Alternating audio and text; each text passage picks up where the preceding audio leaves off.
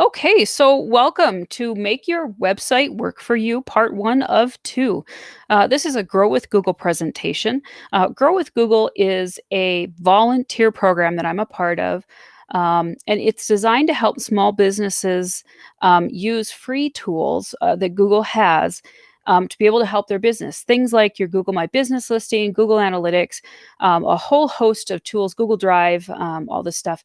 Um, it was originally designed for small businesses, but they've actually recently expanded to helping students and veterans and job seekers. There's also a program coming up for coders to learn how to do coding and actually get a certification. So the Grow with Google program is entirely volunteer. I don't get paid from them or anything like that. It's just a volunteer thing that I'm a part of. And because I care a lot about small businesses and I want to make sure you guys have these free tools from Google. And so it's a really cool program. I've been a part of it for 3, 4 years or something like that. So it's pretty exciting. So this first part of the presentation, we're going to talk about websites. And everybody, I build websites for a living. I actually, for those who don't know me or haven't been to one of these seminars before, my name's Miranda Gilbert. I own a company called Girl Geek Communications, and I handle online presence for mostly small and medium businesses. Online presence can be anything from your website to your social media to reputation management, online directory listings. It runs the whole gamut of your online presence for your business. So when I get a new client or a potential client, one of the first things they always tell me is I need a website. And one of the first things I always tell them is why. Right? And I get this deer in the headlight look because they're like, I'm a business. I need a website. Duh. Like everybody needs a website, right? But the question with websites is what do you want your website to do? And that's something people don't think of a lot of times. And so we're going to talk a lot about goals in this first section, goals for your website, because believe it or not, even as a small business, you do have a goal for your website. And we want to make sure that your website is reaching that goal, whatever that goal may be. And the thing about goals is you cannot reach your goals unless you know what they are. And a lot of us, especially small business owners, we get started, we get going, we never even realize, like, oh, I should set this goal.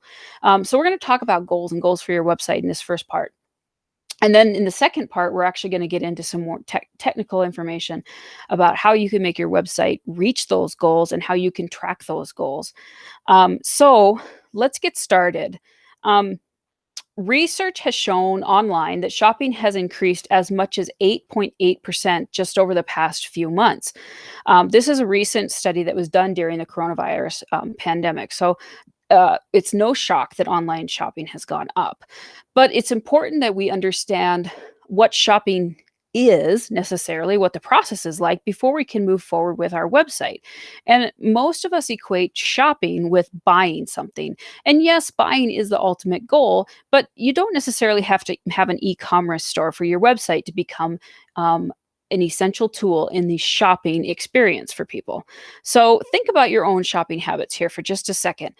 Because so many of us are limited right now in where we can travel, how we purchase food and necessity items, there's no surprise that the online shopping has increased. Many businesses have either closed their storefronts or launched online stores. And in some cases, more and more businesses, like what we're doing right now, are doing more online interaction with their clients versus in person meetings. So things have really changed. So we want our websites to do the same and to adapt. So today, more than ever, small businesses are getting online to connect with customers and to drive sales. After all, many of us are connecting with businesses from our own homes.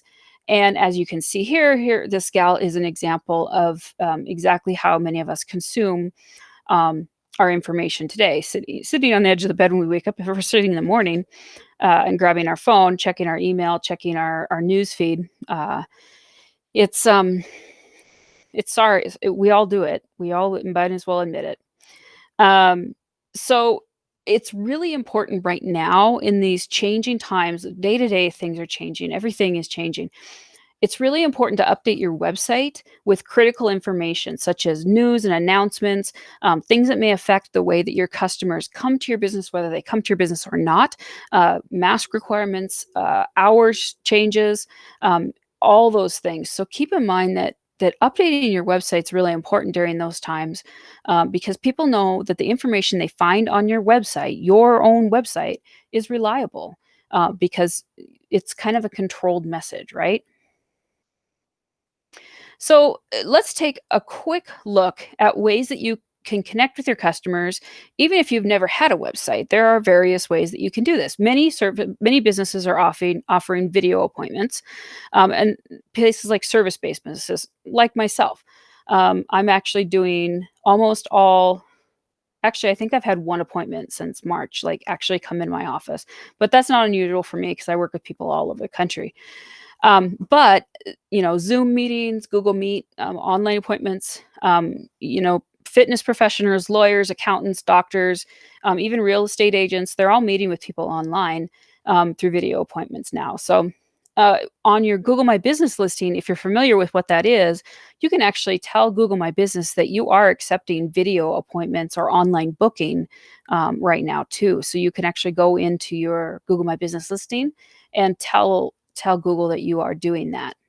Um, you can use Google Meet to meet with your clients or your staff and your team, and that's actually what we're using right now. It's called meet.google.com. It looks a lot like Zoom or any of the other ways that you can do video chat. It's just another option. So, and for those of us who have the G Suite package, um, Google Meet offers there's you can do the if you have the paid package, you can do a little bit higher quality video and different things like that. So, um, you can have an online store. You can sell products on your website that you'd normally be selling at local events or in your brick and mortar store. You can do contact free payments. Um, you can do web order or delivery, like local restaurants have been doing. Businesses that can't operate during this time can actually use their websites to create fundraisers for their businesses or for their employees. There's even a new tool on Google My Business where you can create a fundraiser for your small business. So that's not in this information, but it's there. So you can also use your website to have gift cards, gift certificates, and allow customers to make those purchases. So your website can actually do a lot of different things in this time, that we're living in right now. So I want you to think about the unique opportunities that you have right now to connect with your customers, in new and different ways. If you can't currently connect with your customers in person, it's likely you could find a way to connect with them online. So here we have an image of a gal, working on her laptop at her salon, and she's able to book appointments again. For when she is able to open again, so in her salon. So there's kind of different ways to be able to connect with people. When people think of web design, they often think of an overall template or the look and the feel, of a website, like the graphics or the background or something like that. Um, but web design is actually, way there's way more to it than what actually is. What most people think about the look and the feel. They think of kind of like graphic designers. I want to just go over some of the parts of a website. The header or the top section of the website. The header is usually includes a company logo, and a lot of times that's in the upper left hand corner. And most visitors expect that when they click on that logo, they'll go back to the home page. In fact, it's pretty common now that you don't even have the word homepage or home in the menu at all. People just have gotten to the point where they know if they click on the logo, they go back to the home page. The footer is the bottom section of the website. And the footer usually includes additional links as well as contact information and copyright information. The navigation bar is usually horizontal. It can be vertical, but it's usually horizontal and it's at the top of the site below the header. And one of the reasons why it's changed to be a horizontal part of the website versus vertical. I'm sure you guys remember when it used to be on the left-hand side. The reason why that is because of adaptability for different devices, phones and tablets. When you have a a website navigation that's across the top. It makes it easier to shrink when it's on a smaller device. So the web design should lay out a set of guidelines that keep the web pages looking consistent. Things like color, font sizes, font style, and the types of content. Now you should make sure that the font and the colors they all match throughout throughout the course of your website. Um, for anybody out there who uses a content management system, a CMS, CMS examples are places like Wix or Weebly, Squarespace, WordPress, or Drupal. Um, those CMSs help with the consistency of your website. You can more easily put, the same font and same colors in places. So I personally love WordPress. I use it a lot, but I've also used Drupal before too. So whatever you like to use. Um, there are many different options out there for content management. So don't let me sway you one way or another. Uh, what most of these have in common is they have the ability to be able to change and customize the website design relatively quickly. You can do that with what's called a template. And so, if you are building a website from scratch and something just doesn't quite work, if you're using a CMS like that, you can actually just change the font across the entire website in a single click. So that's one of the advantages of using a CMS. There's a lot of different, advantages, disadvantages to different techniques, but that's the one of the ones I like. So a website is not necessarily all about design. Let's take a look at 6 characteristics of what makes a great website. Number one, as I mentioned in the beginning, pardon me, it's goal oriented. Okay, so when I talk to a new client, a new business, a new customer, and they say they want a website, one of the first things that they say that I tell them back is why, and they look at me like I'm strange. I'm like, why do you want a website? And what I'm trying to get them to do is realize what they want their website to do. Um, your website can do all sorts of things. It can be just to tell people where you are and how to find you and when you're open. But it can do so much more than that, and we'll get into that later. Your website should be organized and easy to search. It also needs to be useful. It needs to be functional. It needs to be intuitive on any device because 65% of internet traffic these days is coming from a mobile device. So many of us who design websites actually design them while sitting here at a desktop. But truth be told, a majority of people are reaching the website on a phone. So when you design, you need to look at a phone, what it looks like on a phone, and make sure that that's one of your priorities. So last but not least, of course, your website needs to be search engine friendly. All right, so let's talk a little bit about goals. Um, so a website can be a lot more useful than just being an online business card. Where you are, how to reach you, what hours you're open. Now, that's very, very important, but it can do a lot more. With some advanced planning, you can create a site that helps your business grow right out of the gate. The question is, how do you want your business to grow? And you need to start that by defining your goals for your website. So ask yourself, why do I want a website? What do you want your website to do? Think about your site as a tool that can help you achieve business goals. The goal depends on your business, but there's some examples like build your company brand, generate leads, make sales, re engage customers, attract employees, or provide customer support. And there's a lot more to it. Um, One example of generating leads, does your website have a place where people can join your newsletter, for example?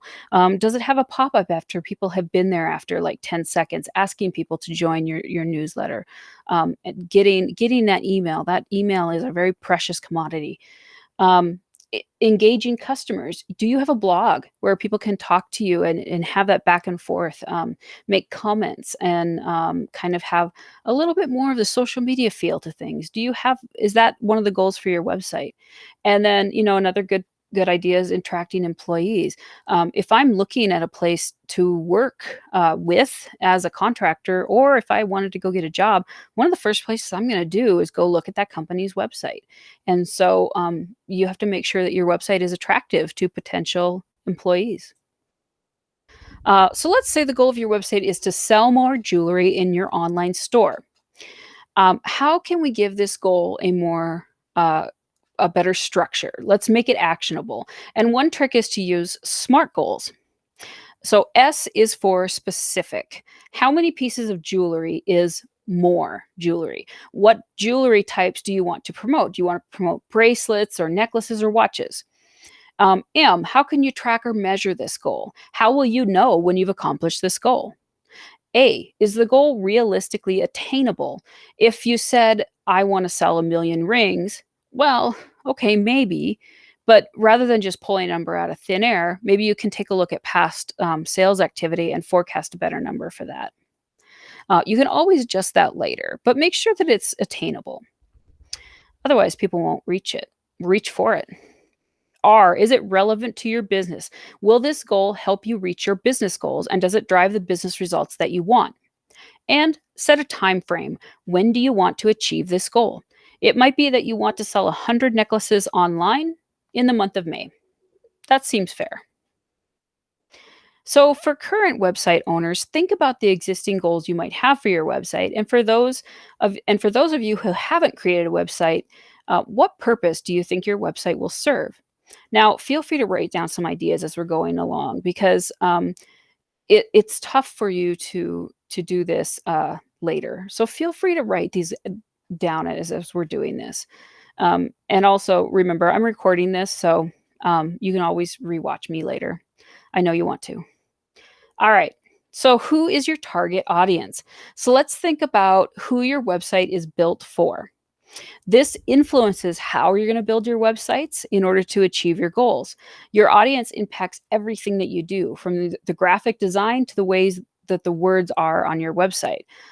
Your site should not try to be everything for everyone. It just won't work. So, if you know your demographic of your audience, try to narrow down your audience and not just be for the whole world. Define your target audience might sound simple, but it does take some effort. It's relatively easy to define an audience within a demographic area like a gender or an age group or maybe an employment status. But if you stop there, it makes it more difficult for your business to stand out for competitors. So uh, don't make any false assumptions about who your audience might be. Um, Consider where your target audience might live. Take a look at specific age ranges rather than one large range. Maybe consider education level, where they're currently living, what cities. Is it a city or a suburb or a rural area? What type of employment do they have? Are they employed? Um, do they have any hobbies or interests? What are their values? Do they have a political leaning?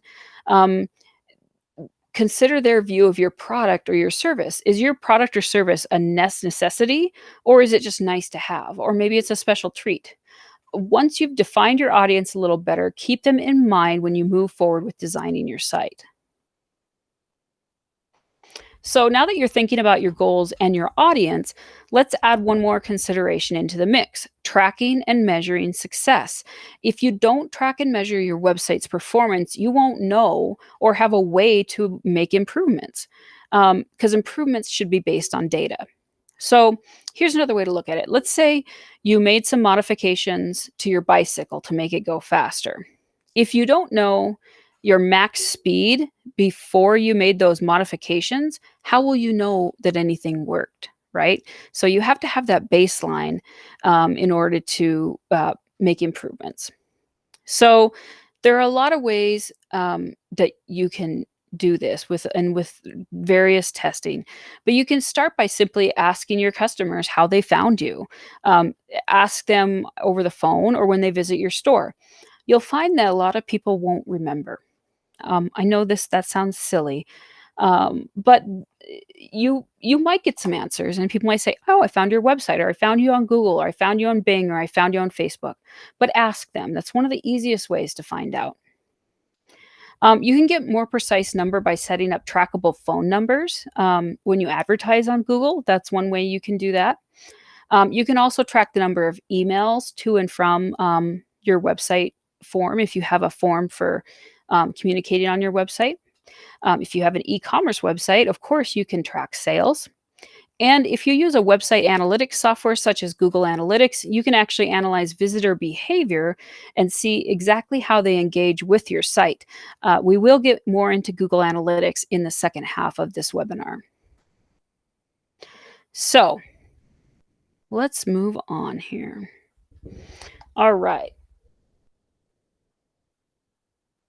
I'm just going to give you a taste of what Google Analytics can do in this one. In the second half, we go into more detail. All right. So ideally, your website leads the user from one page of useful content to the next until they finally make a conversion, right? Building personalized experiences starts with good data.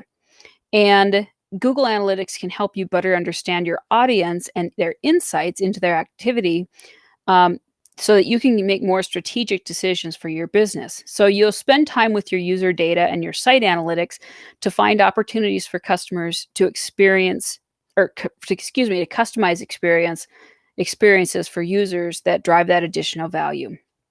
You can, with Google Analytics, there's so much you can do with it that it's a little overwhelming, but you can actually learn which search terms and sources drive the most traffic. In other words, how people are finding your website, by what it is that they're typing in. And this is great because you might actually be coming up for something incorrectly, and so you might want to adjust like the page titles for your website. You can also see demographic information for some of your most profitable customers. You can actually see, um, you know, if you think that your clientele are men from age 35 to 45, you can actually look on Google Analytics and see who it is that's coming to your website, and you may find that no, it's actually women ages 18 to 25 or 18 to 35 or whatever it is. And you might be shocked to find that, but that's one thing that you can do is see demographic information. Um, you can understand what content your audience is most interested in by finding out what pages are most popular on your website. Um, this might seem intuitive, but it's not always. You might find that a couple different blog posts or something are just creating a ton of traffic for you. So you know, hey, this is a hot topic. I'm going to do some more information about this. Websites that are relatively simple, 3, 4 pages, I will tell you the number one thing that people go looking for, and that is where are you and how do I get a hold of you? And so if there's a contact page or about us page, that's usually the top page for a simple website. So make sure that information is front and center when you design your website. You can also evaluate which channels drive the most conversions for you. In other words, where is your traffic coming from? And then what drives that conversion when they're on your website? Are they coming from social media? Are they coming from YouTube? Are they coming from Google search? What channels are driving that traffic? Alrighty. So now that we've talked about goals and tips for choosing a design, let's talk about the information within the website. A great website is well organized. And even if you don't have a lot of web pages now, your site will likely grow over time. So, planning how existing and future content will fit into the framework of your website will serve you well into the future. So, let's take a look here. So I love this graphic. This is one of my favorite graphics, and the reason why is I literally, when I work with someone, in some cases, I actually draw this exact diagram out. Um, so this is called information architecture, and that's a technical sounding name, but it's really not that complicated. Um, it's simply put, it's a plan to organize information on your website, and an IA map actually puts the sections, the pages, and the functionality of your site into a graphic like this. Trick, if you don't have a graphic design software to do this, or you don't want to draw it on a piece of paper, grab sticky notes, stick them on your wall, and make these little boxes like this and put them on like a tree. It's great. You'll love it. And then take a picture with your phone. Poof, you've got your stuff. So organizing your website on paper like this before you get started doing the design, you're going to, number one, you're going to have a really happy web designer. And number two, you're going to have a better quality navigation progress or process from the get-go. And you're not going to have to rearrange things and do all that. So this gets you started in the right direction. So I love this. So, depending on your business, you're going to probably have a section for about us, products and services, and content. And it's up to you how you organize those. But one of the best ways that you can organize your content is by considering your business goals. And um, so when we talked about business goals, um, when you revisit your business goals, it will help you lay out the content of your website better to know what it is that you want people to do when they get to your website. So this is just an example of a jewelry store, and you can kind of see it's a simple idea, about the company, how to contact us, and a products with all the product pages listed below. Relatively simple. All right. So here are some tips for organizing your website. Use short, descriptive names and labels. And um, when you do a menu like this, and actually, it's kind of funny that they brought this one up as an example because there's one, two, three, four, five, six, seven, eight, nine. There's 9 things in the menu there. That is too many by today's standard. You should have 4 or 5 things on your main menu, and that's about it. The reason why is because when people go to their phone and access this, they're gonna hit that little button, that hamburger menu, and it's gonna pop up with your menu items. You don't want them to have to scroll on a phone because it can get awkward. So you should have only 4 or 5 main menu items and try and put subcategories for that. Never have a category that's got like a huge long list on it of all these different things from the main page. Um, Back in the day, even 5 years ago, that was totally okay. But now with phones and everything, it needs to be designed a little bit different. So keep in mind the so much. At least 65% of internet traffic is coming from a mobile device. So we want to design with mobile devices in mind first. Um, so as you create your website plan, remember to keep the most important information in the main navigation. And to get you started, you're going to define your target audience just like you already did earlier. And then what do you want people to take away from this website? Ask people what they want to take away from the website. Make a list of keywords related to your business. And can you incorporate any of those keywords into the navigation or the organization of your website? That's going to come in handy with not only ease of use of your website, but with search engine optimization later, which we'll talk about later. So keep the site content consistent with colors and icon and imagery, all consistent.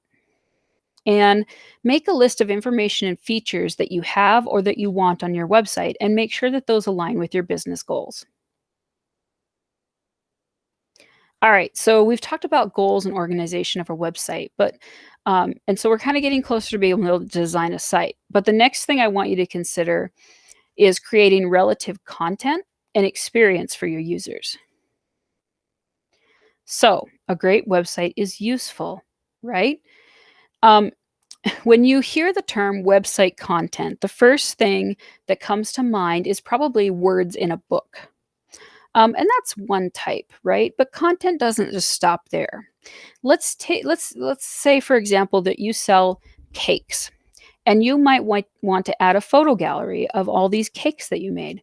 Um, if you deliver soil to residential customers, maybe you want to add a video that shows people how to measure a flower bed or how to help them choose the right amount of soil for their project. Maybe you sell cameras and you want to add PDFs of product manuals so that your customers can download them, and in case they misplace the owner's manual for the camera. What kind of content would be useful for your target audience, and what content would support your business goals? So, whenever possible, create original, unique content, and this can help you set your business apart from the competition. But making your website useful is more than just adding content to the website. You also have to create value for somebody based on your shared history with them. So think about keywords that your audience might have to find your content, and how would they search for your business or your content, and and uh, and how would they find you ultimately? Okay, so let me rephrase that just a little bit. For example. Um, let's say you are a shoe repair person, right? Maybe you want somebody you want your website to come up for somebody when they type in pains in arches of feet, right? Because you're a shoe repair person, you want your website to come up for that. So one way to do that would be to create a blog post titled Pain in Arches of Feet, and then have some original blog content about how you can stop the pain in your arches. And then at the bottom of that blog post, make sure you contain your information about contacting you for specialty footwear, whatever it may be. But think about those keywords or phrases and make sure to include those keywords or phrases in your website. That's the key to all search engine optimization from now until the end of time. Well, until Google changes it, right? All right. So for inspiration, let's take a look at this family-owned cookie company. It's called Partake Foods. It uses content to engage their target audience. And here is an image of their homepage. Partake Foods makes allergy-friendly, healthy snacks for everyone, and it was born out of a family's struggle to find allergy-free snacks for their young daughter. So much of the Partake Food website content offers inspiration for their target audience who has a very specific desire or a problem. They struggle to find foods that they enjoy that are specific for sweet treats that are allergy-free. So an audience is immediately drawn into the engaging imagery because they have just beautiful pictures on their website, as you can see. The content on the company's blog covers everything from tips to de-stress at home to making your own healthy pie crust with Partake cookies. They have a compelling brand story building a connection to their specific target audience, and they know that their target audience has struggled just like they have with finding snack foods that are allergy free. So in their brand story, it includes their own story. All right, so let's move on to the functionality of your website. Now, a great website is functional, right? I mean, thank you, Captain Obvious. But there's kind of more to it than that. So that's why this is on here. What exactly does functionality mean? It refers in part to the parts of your website that allow visitors to take action. So these might be a site search, a contact form, an online shopping cart or a checkout, or maybe a custom tool designed specifically for your customers, like a tool to figure out how much soil you need to fill your planter. Now, this might seem simple, but I can't tell you how many times I've gone to a website and tried to fill out an online form and it's broken. And I'm sure you guys have experienced the same thing. I'm sure you've gone to a website where you want to make a purchase and you fill out all the stuff, you get your credit card in, you punch the button, and you get this error message, right? So annoying. But what does that do? That means you lost a customer if it's yours. Because most people aren't going to like write in and say, hey, your website's broken. Can you help me out? Unless they really want that product. You know what they're going to do? They're going to turn around and go to your competition and buy it from them. So making sure your website is functional and checking on your website often to make sure that a contact form is not broken or a shopping cart's not broken. It's really, really important to be able to do that. And don't assume your web designer is doing that either, because it's not in everybody's contract to do that. So if you are a business owner, take that upon yourself to check your website. Functionality can help support your business goals. So let's take a look at these 3 scenarios. So scenario number 1, you run a shoe repair business. People can either call or stop by to get quotes on their repairs. Scenario number 2, you've started a counseling practice, but you're the only person working there and you can't answer the phone when you're with a client. What can you do? Scenario number 3, you answer the same set of questions on the phone every day. So how can your website help you with that? All right. So number 1, one thing your website could do for the shoe repair business is you can create an online form for customers to submit their information and a picture of their needed repairs so they can get a quote online without having to visit the store or without having to call you to get a description of the needs. One thing that's interesting about millennials, especially, um, we, well, technically, I'm not a millennial. I may use the term we. I'm close. Um, Millennials don't use their phone to make phone calls. They use it for everything else. They don't use it to pick up the phone and make a phone call. So, having an online form is a really good option to reach that age group. And if I offended any millennials, I'm sorry. But I don't like to call people either, uh, so I don't blame you. Okay, so for number 2, one thing we could do there is create or license an existing appointment scheduling tool so customers can book appointments online. I myself run my business all by myself. I don't have a secretary or anything. This is exactly what I do, because I actually don't. I rarely answer the phones because I'm busy programming or whatever. So I tell people, "Here's my online calendar. Go book a time." And then you also avoid the emails like, "I'm available Tuesday at 8 to 3." Blah blah blah. No, just pick a time. Here's my schedule. There you go. Um, okay, next scenario. The scenario number 3. Um, And actually, um, one way that you can this is where, somebody calls in with the same problem all the time, right? So you could just choose to create a simple web page with frequently asked questions that can help people find the answers to the most basic questions that they have. Now, is that going to stop people from calling you with, "Are you open? Are you open till 5?" You could have your hours posted everywhere and someone would still call you with that silly question. It's just how people work. You can't, make somebody read something, but making it easy to find that information will help. So consider that. All right, so a great website's also intuitive. Um, we've covered some of the bigger picture topics, including the goals and the audience and how you measure those. So let's move on to the actual website. So this section is focused on design, but it's not simply how pretty something looks, although that's important. This is focused on how intuitive your design is. So, in other words, does your site naturally lead visitors through a process on your site in order to accomplish the goals that you've laid out? So here's another way to think about it. Visitors should not have to think about or struggle to find what they're looking for on your website. They should be able to easily go through the flow of your website to find what they want.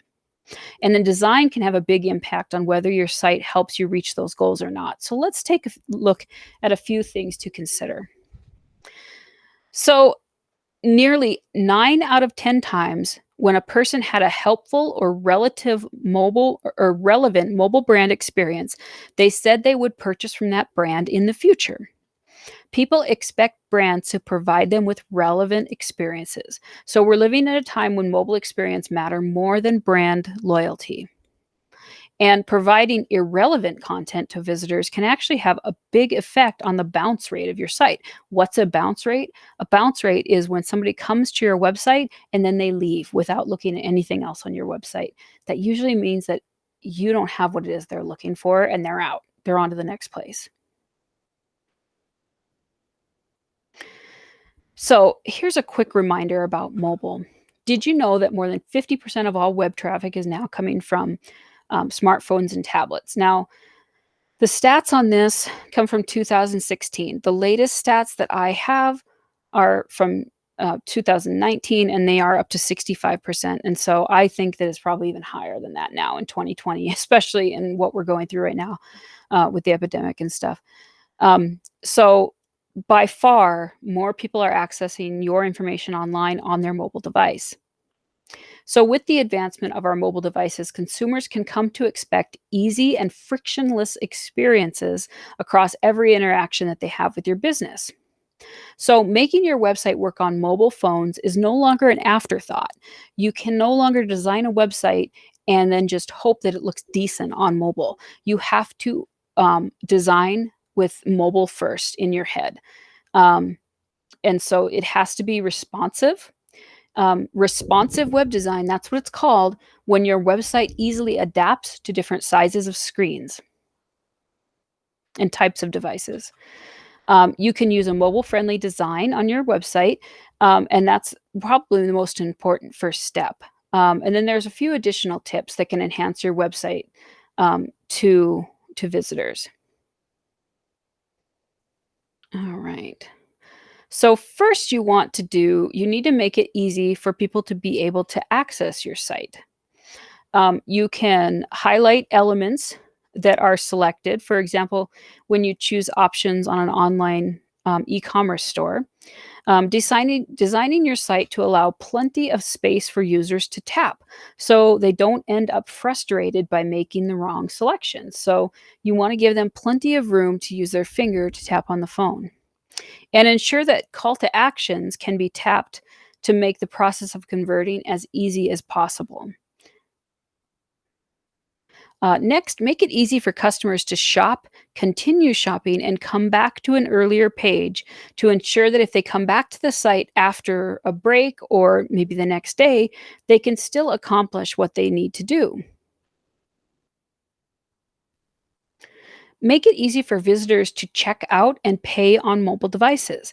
In the past, it used to be that people would research products on their mobile device, but actually use a desktop to make a purchase. Now, within the last 2 years, that has actually changed. People are comfortable making a purchase on their phones now. So, you want to make sure that the checkout process is mobile friendly. And you do this by reducing the number of steps that people have to take to check out. You can also use a variety of techniques so that people can automatically fill in some information, like name, email, shipping address, things of that nature. They can easily fill that in with a couple clicks.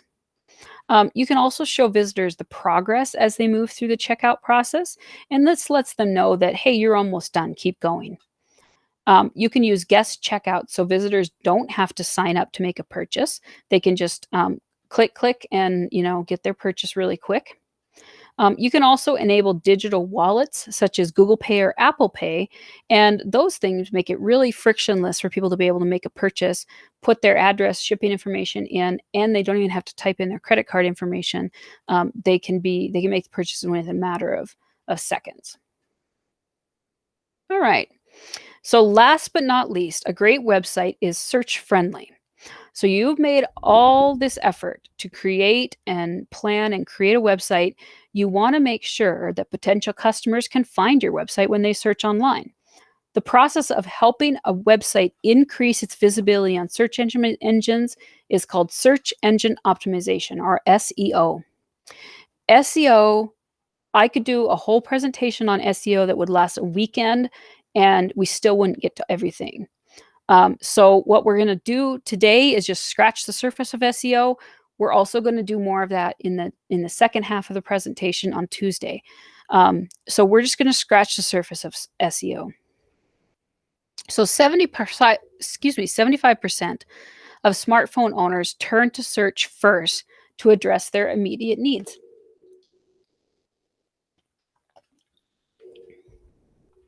Excuse me. I usually sit alone all day. I don't talk to myself. So then I get a frog in my throat. Um, so it's important to optimize your website's position in search results to better connect with customers who need to find you and potentially make a purchase. So let's take a look at how a user might see their own search results when typing in a search query for something that they need or want from a business. So at the top, you see a search word or phrase that somebody has typed into a search query. Now, you get three different types of results when you do a search on Google. You get ads, as you can see in the top section. You also get the business listing on the right-hand side. If you do a search that comes up with a local listing, um, such as in this case, they have a brick and mortar store, so you're going to get the business's listing information on the right-hand side. That information comes from Google My Business. If you're not familiar with Google My Business, I strongly encourage you to check it out. It's one of the greatest tools for local businesses.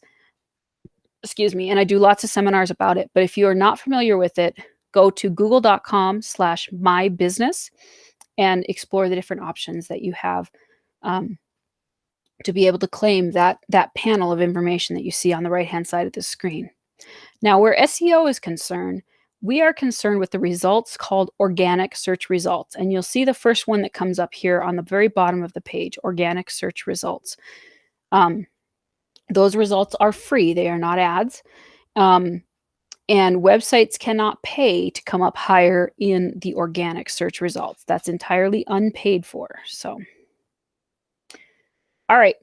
So how to come up higher in search results, right? In order to do that, you need to understand how Google works. So think of the web as an ever-growing library filled with billions and billions of books, and these books represent a website.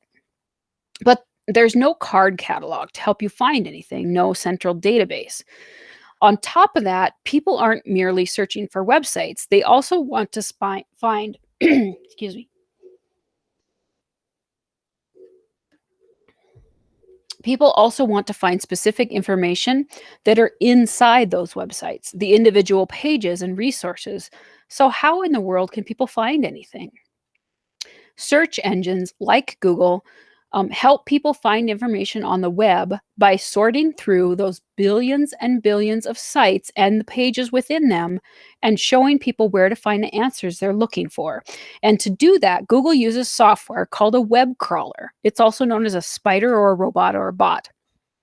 Google's crawler is known as Googlebot.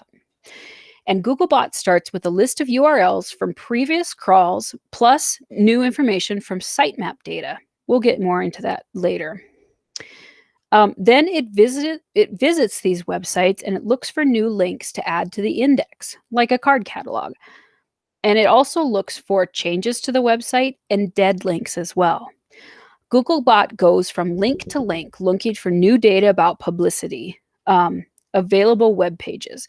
Any information that is discovered is sent back to Google's servers and it updates the index or the card catalog. And ultimately, it helps searchers find the web pages they're looking for.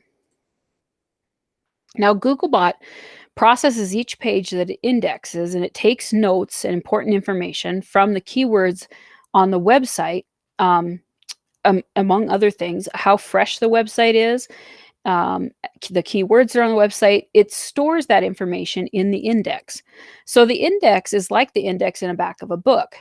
With an entry for every word seen on every index web page. It's huge and it's ever growing. Google's index contains hundreds of billions of web pages. And every time a person searches on Google, the search is looking for information that's stored and organized in its gigantic index. So there are a lot of searches happening, more than 1 trillion every year worldwide. And it's hard for me to wrap my head around that number. So here's an easy way. Here's another way to kind of try to imagine it. That's 1 second, and Google just processed 40,000 searches. So 40,000 searches just happened. For each of those corresponding search result pages, how did Google decide which websites and resources to display? These decisions happen automatically with the work of the computer algorithm in Google's index.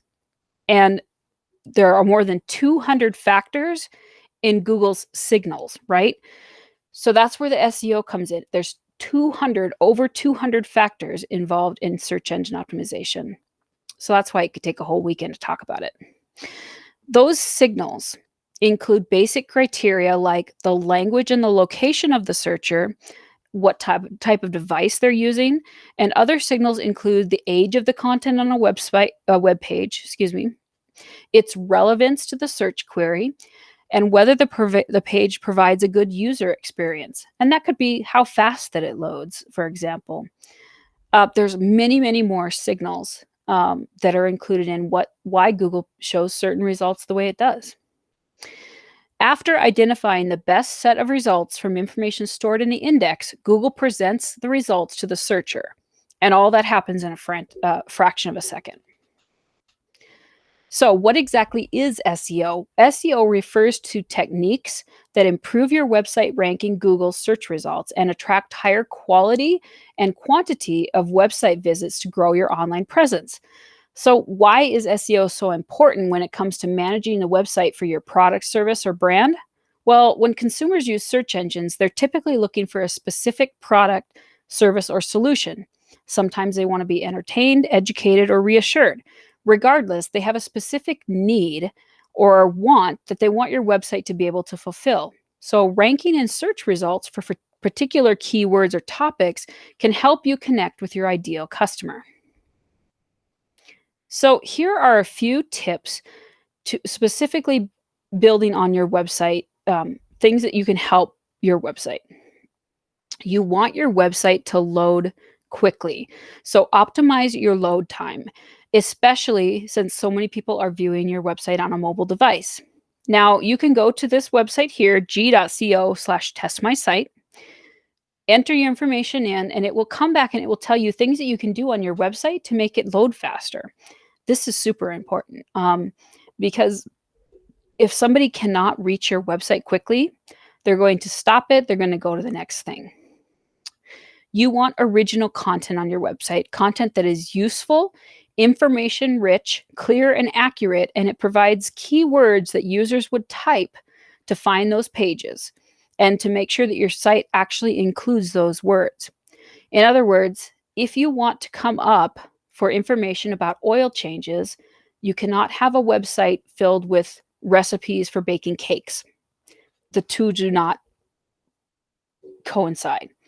So if whatever it is you want to show up for, you have to make sure that you have content on your website because Google does not know what it is that's on your website. They don't know what you do just by telling by the pictures or whatever. It might seem simple, right? It might seem obvious, but believe me, it's not for everybody. So it's you also want to have links, especially in the navigation, and use text whenever possible. If you have links that are used with a picture or a graphic, you need to include what is called an alt tag, A-L-T, alt tags. Alt tags are really great tools for SEO because alt tags were originally designed to tell people who were not able to see what that image is on a website. You may have a picture of someone typing, but if I was blind and I could not see that, there would be text there to tell me there's a picture on this website of a person typing. So when you use alt tags to describe what is in an image, you can use that to help your SEO. So if you have a picture of a tow truck, you need to make sure that the alt tag for that picture says tow truck, and I would even go so far as tow truck in Billings, Montana, or something like that. Tow truck towing a car, wrecker truck towing semi, whatever it may be.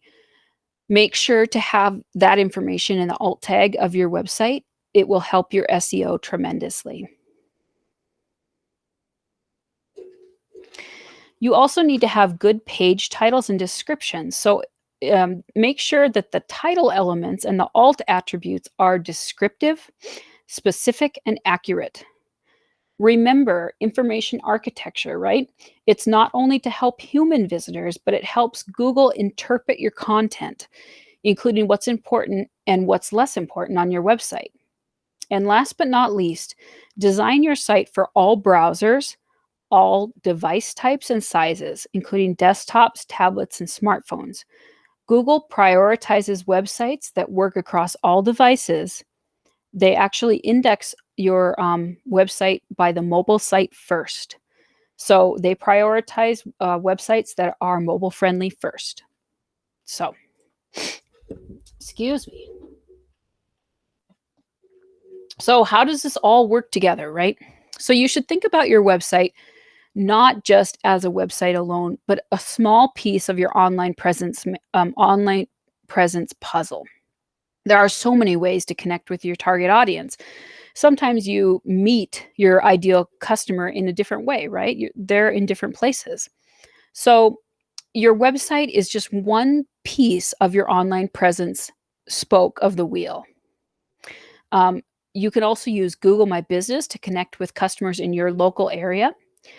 You might find it that your website or your online presence could benefit from a YouTube channel. So you have that as an option.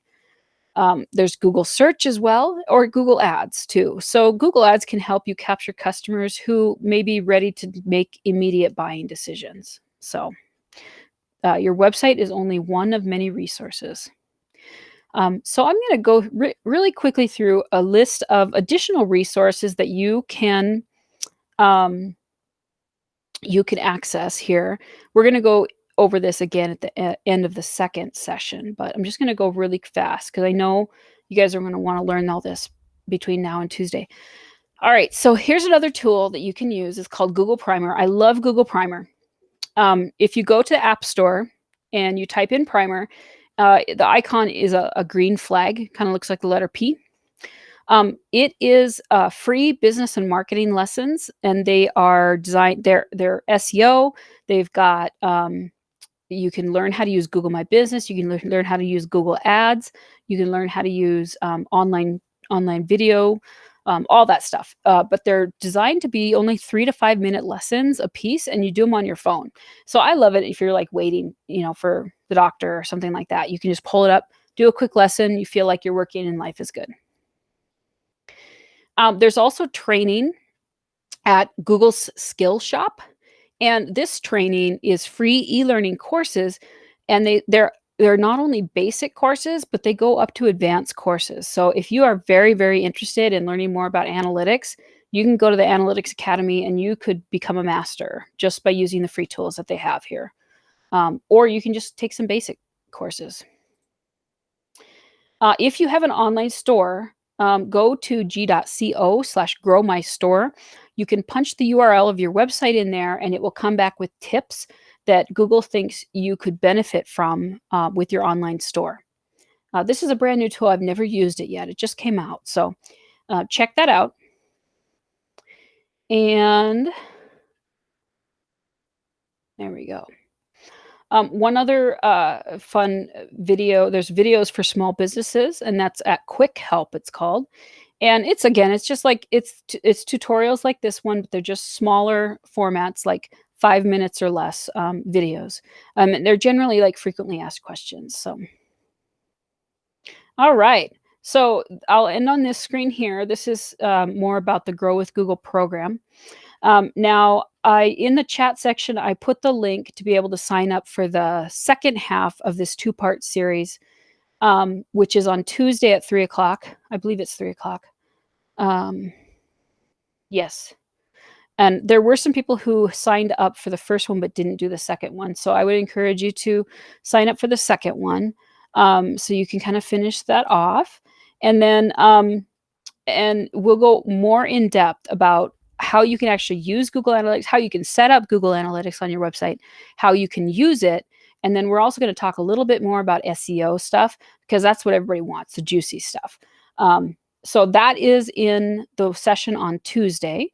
And I will put this session here on YouTube and Facebook. If not today, it'll be tomorrow. So go ahead and watch for that.